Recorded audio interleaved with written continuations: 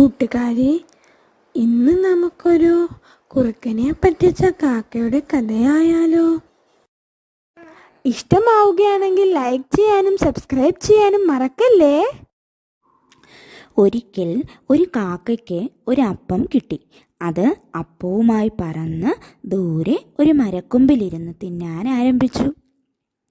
ഈ സമയം അതുവഴി ഒരു കുറുനരി വന്നു. കുറുനരിക്ക് അപ്പത്തിൻ്റെ മണം കിട്ടി.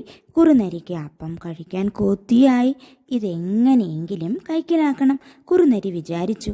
അവൻ കാക്കയോട് പറഞ്ഞു, കാക്കപ്പെങ്ങളെ, നീ എത്ര സുന്ദരിയാണ്!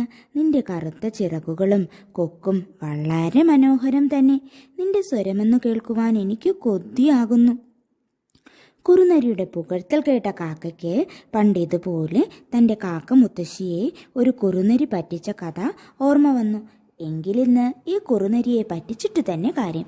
കാക്ക വേഗം അപ്പം കാലുകൾക്കുള്ളിലാക്കി കാ കാ എന്ന് പാടാൻ തുടങ്ങി.